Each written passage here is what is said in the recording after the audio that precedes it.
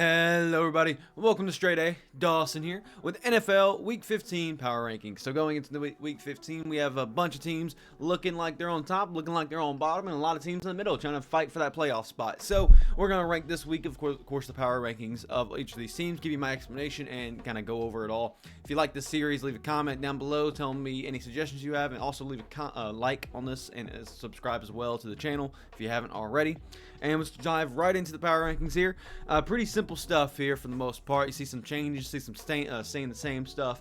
But we'll start at 32 and work our way up like we usually do. At 32, I put the Panthers now back at 32 because Patriots won against the Steelers, who are not an awful team, at least allegedly. The defense of the Steelers really sold that game, and the Patriots just looked really good. They look like Bailey Zappi might be the answer for them short term, at the very least, of course. Their defense didn't look awful like it has in the past few weeks. The Patriots defense I think was pretty good beginning of the season. Kind of dropped off near the end, of course, due to injuries and stuff like that. But now it looks to be better. Question mark against a bad Steelers offense. So take that as you will. Oh, the Panthers I just think continue to dig themselves further and further down. It's a rough place for the Panthers to be currently, and I think they're clear far and away the 32nd team in the NFL.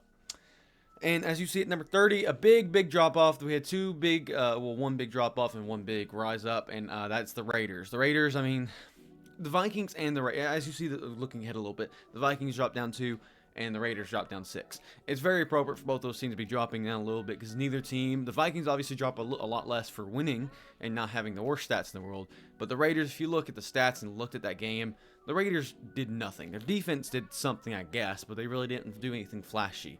So it's great defensive play, but honestly, I think most of the defensive plays really came from the Vikings defense, not really the Raiders. The Raiders kind of just stuffed up the Vikings, and the run game wasn't really getting going, and the quarterback from the Vikings really just didn't complete passes for proper yardage. So it's really rough to say that the Raiders defense was the culprit behind doing it. So I dropped them down a ton. -6 for that horrible play, getting shut out by 3 points, 3-0. It's a bad place for the Raiders to be, and I do think they're the third worst team. If I'm looking ahead at the Cardinals, Commanders, Jets, Bears, Giants, I'm excited for those teams. I'm excited to see some of the things they can do. Obviously, I still think they're a notch above the Patriots and Panthers, of course, because I think the Raiders defense does have a slight upside. But if I'm looking at the Cardinals, I'm seeing Kyler Murray look really good. I'm seeing that offense play well, seeing that defense having a small bit of upside. I'm seeing the Commanders, who have competed against good teams, even if they're in the divisional play. I see the Jets, who Zach Wilson has sparks of greatness, and their offenses can be good when Zach Wilson's rolling. The defense is pretty suitable. And I see Tommy DeVito from the Giants doing real well. I see Justin Fields show off a little bit with DJ Moore. I'm seeing a lot of upside here, and then I look at the Raiders, and I'm like, I don't see that from them. And so that's why dropping down 6 feels pretty appropriate. All the teams above them rose up a little bit for winning key moments, while the Raiders lost a really bad game. And so that's what happens when when a lot of your competitors around the same mark are rising above you and you just drop down. -6 may be a little aggressive, but honestly, it's pretty appropriate. Then you got 29, of course, Cardinals. I mean, they dropped down 1, of course. They were at 28, but obviously by week. But a lot of the teams above them just were moving up. The Giants, the Bears, and the Jets. Well, I don't want to say Giants were moving up per se, but a lot of teams just feel like they're doing really, really well. And so the Cardinals just naturally, along with the Commanders, naturally are going to go down. I think it's pretty appropriate for both of them, though, so I wouldn't take that with too much of a grain of salt. Or take that a little bit more of a grain of salt. Then you got 27 and 26. I think the Jets and Bears are kind of the definition of teams that are showing out that they might have a good future in the next year. The Bears, I think, have a lot of cap room, and so they're going to recover pretty well. They have a decent core, as long as they can get their coaching staff underway and get something rolling, similar to what the Texans did last season, from moving on to D'Amico Ryans. It's kind of time for me, the Bears, to do the same with Matt Eberflus, and maybe kind of get that more core team going, because they have a lot of great pieces on that team. And they showed it. They showcased it against the Lions. Divisional play, of course, but they looked really good, along with the Jets. Jets looked really good. Zach Wilson actually showed out a bit. And the defense actually is holding up quite well. So I think both those teams are very similar in that regard. Bears still slightly more impressive, I think, than the Jets. But 26-27, I feel very appropriate. You got the Giants. I think the Giants are right now at a good spot. I think 25 is a respectable spot because they're getting better coaching. and Tommy DeVito's doing very well. The defense is still a little bit under par, but there's a lot of good things to like about the Giants, and they're getting these key victories over the Packers. So I think there's a good spot for them being, but there's a lot of teams I think are getting hotter, and I think there's a lot of teams that are a little bit lower. So I think keeping the Giants around that same spot right now, let's be a little reserved, see how the Giants finish out the season, and kind of we'll move them up and down a little bit from there. Moving to basically the next tier, I'm not really doing this in tiers really anymore and describing it. Of course, I have my own little thought process of where these teams kind of rank in terms of tiers. But moving on to the Falcons, who, again, I'm being hard on them. I just don't know why. I may be a little too hard on them. But the Falcons, I just don't think look good. I mean, they looked fine this game. Divisional play against the Bucks. They lost 29-25 or something like that. Bucks got 29. The Falcons look good enough, I guess. Defense is just stepping down a whole lot. The offense, it feels like they never get a game with both the offense and defense doing well. And I don't know, I'm not very impressed with the team scheme and how they're utilizing their talents. Of course, Drake London got 172 yards. So, like, sure, they're utilizing him. And, of course, the quarterback had, like, 300-plus yards, Desmond Ridder. And so I'm sure they're going to do fine. At least they have to do something more. I don't know. That team is very poorly coached, where I'm seeing talent on that team. It doesn't feel like it's all clicking together. And especially against a Bucks team, which has honestly not looked great. It's really rough for me to say the Falcons deserve to be higher. 24 is a respectable spot for now. But right ahead of them are the AFC South teams of the Colts and Titans. I'm really liking the look of the Titans. I think Will Levis showed a little bit of what he can do. And I think the Titans defense is holding up quite well. I think, of course, Derrick Henry's a great goal line. Maybe use him for more goal line carries and kind of extend his life a little bit, extend his what's called usable life, his elite life, and use Tajay Spears more. They got involved him in the passing game. Titans are looking really good. I'm not saying they're going to be great, but they have a really talented roster, a little bit older roster in a lot of ways, but as long as they fix up the offensive line, maybe add a couple defensive pieces, they have a really good roster that could really improve very well and match up well against a lot of teams right now. So Titans at 23, moving up 3 spots, very, very nice. And then you got the Colts, of course, number 22, dropping 3. Again, the Colts are kind of fluctuating for me. They're easily a team that could be top 16. They could be. And it's kind of when I get to this thought process, like, but do they deserve it? I don't know. There's something is missing with the Colts team right now. It's not performing to how I think. They're not looking like they're performing as a record, if that makes sense. They don't look like a 7-6 team. They just don't feel like they're kind of moving the ball the way they need to, and I don't feel like their defense is holding up as well long term. Again, their defense is doing well, but it just doesn't feel like they're doing well for the whole season. Like more like bits and pieces of like flashes. And it's really hard to criticize the Colts too much with how well they have been doing and performing in terms of the record. But when they lose key games, you got to drop them down 3. Saints, moving up 1, beat the Panthers, put up good stats. Sure, the 21 spot's pretty good. Then we got to our top 20, and finally the Chargers with the game against the Broncos, moving down 3. Justin Herbert's kind of gone, so I can see Chargers moving down probably in the 24-25 range here pretty soon. With the Easton quarterback now in the play. Of course, I don't punish for QBs getting hurt. I just look at what happened. Justin Herbert, of course, went out, but he didn't perform well up to that point. The new quarterback really didn't perform very well for the rest of that game, which, of course, I'm not judging him too hard.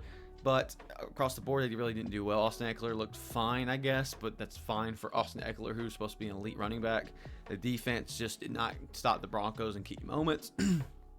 Divisional play, it's hard, but I mean, they had a lot of the advantages going into it, so it's really hard to say the Chargers need to still be top team, especially when they're 5-8 right now. They're looking really, really bad, and finally time for them to drop off a little bit. Talking about a team that has kind of dropped off in my mind, but it's just ended up going higher just based on the power rankings. The Buccaneers. I don't know. This last game, they won against the Falcons, sure. I'm not too impressed with how they're looking and how their momentum is going. Easily right now, they're a clear team that would be a first round out in the playoffs. And they are still fighting for a wild card too. So even if they don't win their division, they can still fight for a wild card. But this team's not it. I think Baker's fine. I think this whole team's just fine. Everything across the board, I look at it and I say it's fine. Rashad White's probably one of the better players on that team. And it's kind of frustrating, I guess, because I really like the Bucks in terms of like their team. It's just that nothing impresses me with them. They win games that they're kind of supposed to at this point, or that they're close games, but they also lose games they're not supposed to. it's just really frustrating to see the Bucks. And of course, they performed well against the Falcons. They kept up. Their defense especially performed pretty well in terms of just making sure they stopped at key points. But the Bucks, then, they just don't impress me. Baker, I hope, is a long-term answer for them. But right now, it's just not impressing me much. They're at 19, respectable category. But and I'm a little bit higher than them than the other NFC teams. I'll be honest. Probably nothing really impresses me. The Bucks are like a 6 out of 10 team possibility, 5 out of 10 team in a division full of 3 out of 10s for me. So it's really tough. Then you got 18, of course, kind of going on. First of all, hopefully CJ Stroud is all well and good. As far as I know, I don't see any injury reports, updates on him. But I like the Texans. I like the roster they have around them. I've said this many times. The defense is young and capable of doing a lot of great things. CJ Stroud's awesome. But now they're getting their ass beat right now. The injuries are piling up now, and of course it's been mostly recent tragedies. So, and of course I don't punish for injuries, but they lost pretty embarrassingly to the Jets, 30-6, and it unfortunately CJ Stroud got hurt. Now he'll probably come back, but even if he comes back, what weapons he's throwing to? Even during that game, they just were not putting up numbers. It's really rough point for the Texans, who are really performing well over expectations for a lot of people who are making a playoff run. But I think at this point in the season, they have 4 games left. It's going to be really tough for them to really punch through. And that's why I finally kind of gave them the edge down at -2. Of course, I know they're a little bit lower than they need to be, probably. But I think 18 is a pretty appropriate spot with the state of the team right now. The Broncos moving up 3 against a key win against the Chargers, especially the defense. The Chargers can be explosive. The Broncos made that look like a chump. The defense of the Broncos did really well, especially I think the first half of that Chargers game.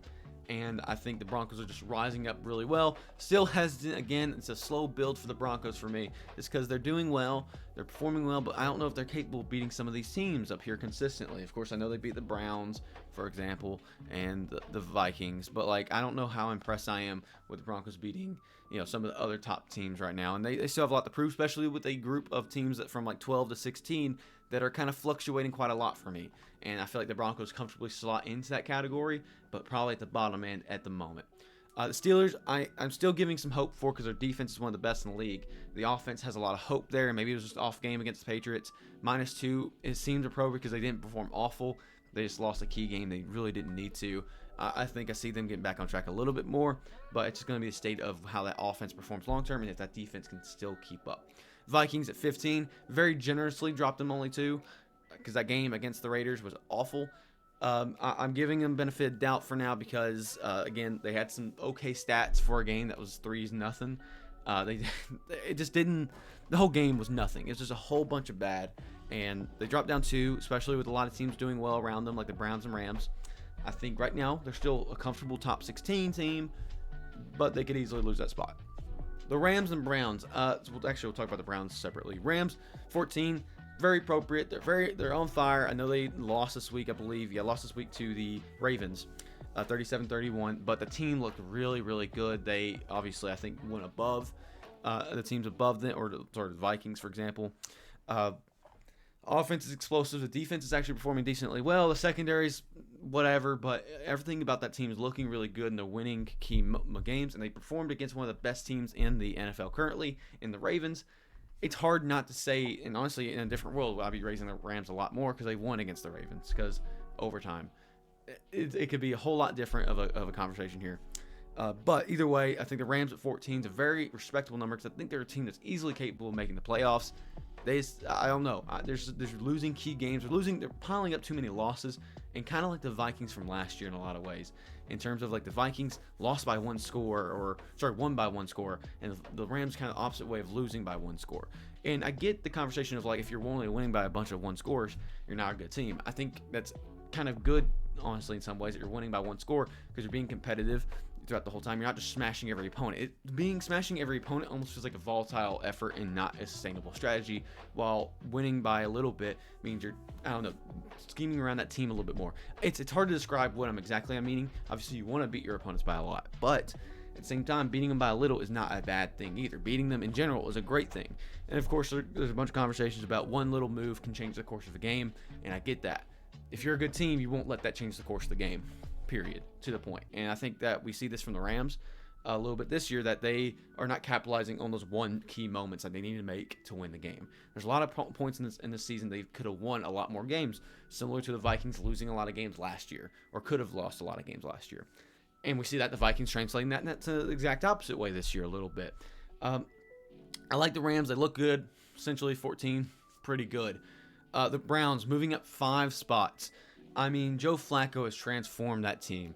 And it's hard to really kind of highlight how much I really love this Browns team. Of course, beating the Jags in a close game. But the Jags defense is nothing to sneeze at. The Jags offense is nothing to sneeze at either. And the Browns did really well handling them. And it just was, impressive to see the scale of what that team is doing right now. And a lot of teams around them are just dropping down. I mean, I think the Browns were just ahead of the Rams last week, if I remember correctly, in the power ranking. Or were they just above them? Or just below them, sorry. I think they were just above them. But there's a lot of teams around them that are just dropping. And I think it's very appropriate for the Browns to jump a lot of these teams that are just not looking as good. The Browns are clear, near the top of the teams that are kind of outside looking into the playoff picture. And I think that's really appropriate for them because I think the Rams have, again, been hit or miss. Vikings are very cold right now. Steelers are Broncos had a very troublesome beginning of the season. Texans are looking bad now. The Bucks below them, of course, have always been mid. Chargers are dropping big right now because of the big losses they're doing, and finally the record's catching up with them. Meanwhile, the Browns are 8-5, looking really good. Defense is still doing really well, not just being over-suffering like the Cowboys are, but they're being healthily strategic. They're being strategic, getting to the ball, stopping the rush, and that's it. They're not doing much flashy, but they're doing what they need to do to get the job done. The offense with Joe Flacco now has just been transformed, and this Browns team can be very, very scary if they continue to do what they are. The Packers at 12 and the Seahawks at 11. These are two teams I slot in the category of I don't know whether to like them or whether I want to hate them. Of course, the Packers with a very key loss against the Giants. I'm not punishing them a whole lot. Well, in my tiers, I punished them a decent bit. But I honestly did drop them up below the Rams at one point. But I'm not going to punish them that much. It was one loss against a team I think is rising, number one. Two, while the stats aren't impressive like I've seen them do, it's not awful either. So I think there's a lot to love and a lot to hate from the Packers here. I think that they deserve to drop below the Seahawks, who performed well against a good team. Didn't win, of course, but I think they deserve to go above the Packers in the moment. So I'm hesitantly putting in the Packers. I don't know, it's kind of weird. I don't know whether I like you or hate you. We got to see more from the Packers. The defense has been stepping up a lot recently, and the offense has looked good. Maybe splashy, but has looked good. Simple to the point. Seahawks as well they're kind of getting colder. They're not looking awful, but they're just getting colder. It's like when you leave food out on the what's called stove, and it's nothing's heating it, nothing's making it colder. It's just sitting there getting room temperature. That's how I feel about the Seahawks. They don't make me move in any certain way. They don't make me feel anything. Then we get into our top 10. I think the 10 and 9 spot are kind of the fraudulent good teams in terms of they should feel elite, but they aren't. They just simply aren't. Jags are suffering from a lot of problems right now, and the Lions, I think, are just losing the momentum they gained. They beat a lot of good teams, or a lot of what's called mediocre teams earlier in the season. Now it's kind of catching up with them and losing a lot of these teams that they're supposed to be, that they need to get the wins over. And I think that goes a lot into I don't want to say what's called egotistical part of the coaching scheme right now, but the aggressive nature of what the team is doing. I think there's a lot of aggressive calling. I think there's a lot of aggressive playmaking from the Lions right now, and I think they're getting in over their head a little bit. They had a good thing going with what they started off the season with. Now they're kind of losing some air there. It's just really frustrating to see a Lions team be so good and have a good roster at this point, and the coaching's kind of not bad. The coaching's not bad. I'm not going to say it that much, but it's too aggressive at the moment. We've kind of upscaled throughout the season. We saw them win against Chiefs and continue that momentum, undefeated, lose one, but get right back on track. And all of a sudden, boom, we get into this point of the season where the Lions are just not performing or performing too aggressively because I think they're a better team than they are. Not because I don't think they're a good team. It's just that, again, I think they're trying to overcompensate for something they don't need to overcompensate for. Simple to that point. Then we get to the Dolphins, who lost against the Titans. Very close matchup. Tyreek Hill getting hurt. I think I finally have realized that the Dolphins are nothing without a couple of their weapons. I think they have 4 key pieces in terms of their offensive weapons. You got Tua at the helm, then you got 4 offensive weapons. Tyreek Hill, Jalen Waddle, Devon Achane, and Raheem Mostert. If 2 of those pieces are gone, that offense is nothing because there's 2 people that can easily be covered or easily stuffed. Especially if you lose one of the receivers. I know Jalen Waddle. I don't think Jalen Waddle's ever been hurt, but he's been a distractor for a lot of people. Tyreek Hill can burn that corner, maybe burn a safety, and all of a sudden, if not, then Jalen Waddle's there. Simple to the point. But now Tyreek getting hurt and not as performing as well. Of course, he's been performing 100+ yards, 61 yards latest game. But if there more defenses are putting focus on him, it's gonna be a lot tougher for Tyreek to be the focal point. Meanwhile, Jalen Waddle, very good suitable replacement, but if there's only one of them, that's the only weapon they have on the receiving game besides the running backs for more check down, more shorter gain plays. They don't have a third receiver that can really utilize or really compensate for the team. They don't have a tight end that's really good. They can kind of compensate for the play like they did last year. They simply have those 2 receivers and those 2 running backs. They lose one of those pieces, it hurts them. Those 2 of those pieces, it's over. And the Titans really capitalized on that. They really, really did. And while the Titans, I think, overperformed, I think the Dolphins have just gotten too volatile. When you get so volatile, it means you get too focused. When you get too this is a great comparison. The Cowboys are very explosive, but they have multiple weapons. It's kind of similar to the 49ers in a lot of ways. Yeah, sure, CeeDee Lamb is a raw receiver 2 at the moment. They also have Brandon Cooks, Michael Gallup, Tony Pollard's pretty suitable. They have multiple pieces there, and the 49ers think a little bit more of that. They're explosive, but they're explosive with 4 or 5 pieces that are really, really good. And then their what's called their depth is not awful, just like the Cowboys' depth is not awful. And then you got the bad defense from the Dolphins, who are just not performing against these teams they should be performing well against. And again, it's always been through the offense the Dolphins run through. When the defense doesn't keep up and you lose offensive pieces and slow down, you're going to get losses like that. And they get punished at -4 because they're in an elite tier right now. They're with teams that do not need to make mistakes or trying to not make mistakes a whole lot, or teams that are showing a lot of upside. And they have a lot of upside. That's why they're in the top 8 right now. But they are winning games that they should. But they're not winning games. They're winning games that they are on paper supposed to, but they're not winning games that they need to, if that makes sense. They're winning the base amount of games they are. And then you have the elite games that they have lost all 3 of. The Eagles, the Bills, and the Chiefs. They've lost all 3 of those games. Sure, they look okay in one of those games, but they're not winning those games that make them go more. They're destroying bad teams, but then now finally they have suffered a loss they should have won. Simple to the point, you get punished for that. When you don't win games that you need to win to raise up your stock, but lose games that are really key for you just staying where you are, you drop down. And I do think the Dolphins could easily be a Super Bowl contender. At the moment, though, I don't think they are. I think they have to go back to the drawing board, figure out how to fix this depth on this team, and figure out their plan and strategy that isn't just one-dimensional. Simple to the point. Chiefs, of course, Chiefs are good. They lost a key game. They're finally out of that elite tier for me. They're finally out of that top tier team. Like, I think there's a top 8, but I think there's a just outside looking in. I think there's a top teams, and I think we see that from 1 through 4 versus 5 through 8. And the reason is just that simply they're making too many mistakes. Receiving core is not amazing. The coaching scheme maybe feels a little bit more shaky. The defense is doing fine. It's doing probably better than the offense did or is. And Patrick Mahomes just isn't looking like how he should. He's making good passes, but he has the same, he doesn't have the same productivity with the same type of receivers this year. If anything, he has probably better receivers with Rashee Rice having high upside, but Travis Kelce isn't as utilized this year just because he's not as open. He's just not getting as open. I don't know what necessarily the reason for that one is, but it's just he's not being as focused a point because people are just getting smarter to scheming around him. That's what my theory is. Then you got the Bills and Bengals.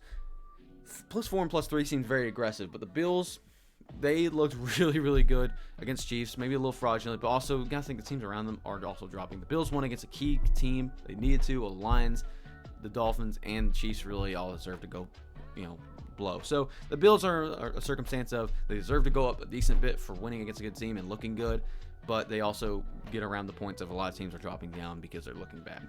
The Bills are a top 6 spot, and I think they still deserve that, even though they're outside looking in a playoff run. I think they're a team that should, if this was college football, would be voted in to be in the top 14 or top 7 in the AFC because they look good. They are doing good. They make mistakes that they're trying to fix.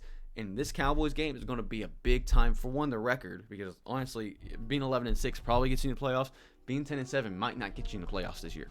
Simple to the point. So The Bills have to win this game, and just like they had to win against the Chiefs, but it's going to be a tough matchup. This could prove whether they are an elite team that deserve to make playoffs or a byproduct of circumstance that they have to basically leave the wild card. And that's tough for them. But they've been performing well, and I think they're still a top-tier team. I think you put them in against most of these teams, and they're not going to blow it. I think they have one of the best rosters, and a top 6 spot is pretty comprehensible for me. Then you got the Bengals, who right now, again, I don't punish for injuries. Joe Burrow's out, yeah, so they're probably not a top 5 team in that circumstance. They're probably not on the committee's top 5 teams for the playoffs for the NFL, but they are a top 5 team on this power rankings because they are performing the way they need to. Jake Browning's going out there and has not shown us a reason why he shouldn't be out there as a startable quarterback. He's not shown, the offensive receivers have not shown that they have taken a step back because of the quarterback productivity. The defense has slightly stepped up, or at least been suitable enough.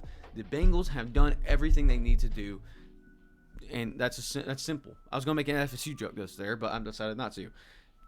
And I think they deserve the top 5 spot. I don't think they're an elite team. I think there's too many holes there to maybe. There's just something missing from that offense right now. And, of course, they're making up for a lot of trouble they had in the middle of the season when they had Joe Burrow. And so there's a lot of question marks for me.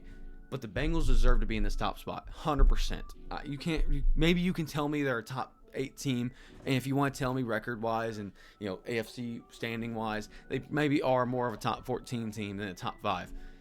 But damn, if I'm not being sold on a Jake Browning type run to the Super Bowl, I'll be honest with you.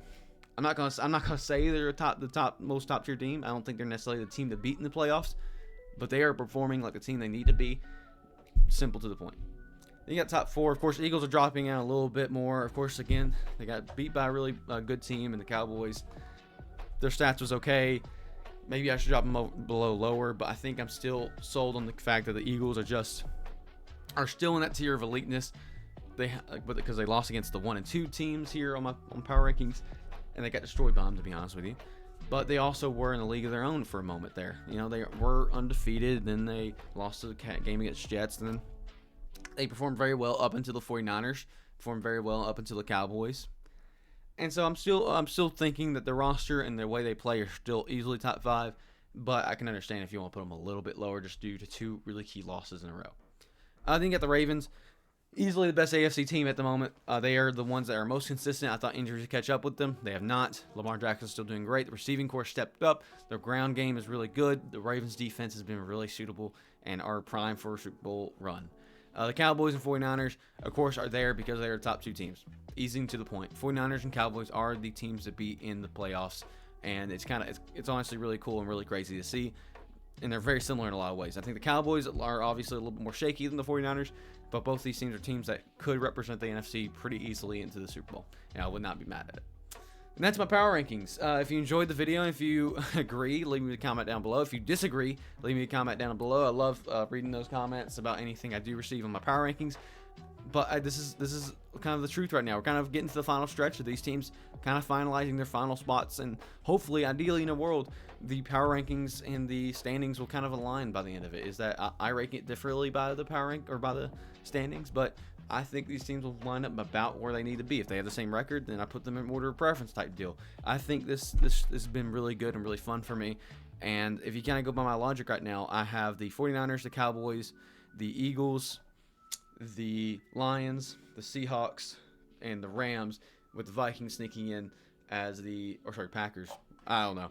I basically have a different playoff picture right now of just how many AFC and NFC teams are currently in there, and it will hopefully shape up to a 7-7 AFC NFC split, maybe with a team slightly on the outside that actually made it.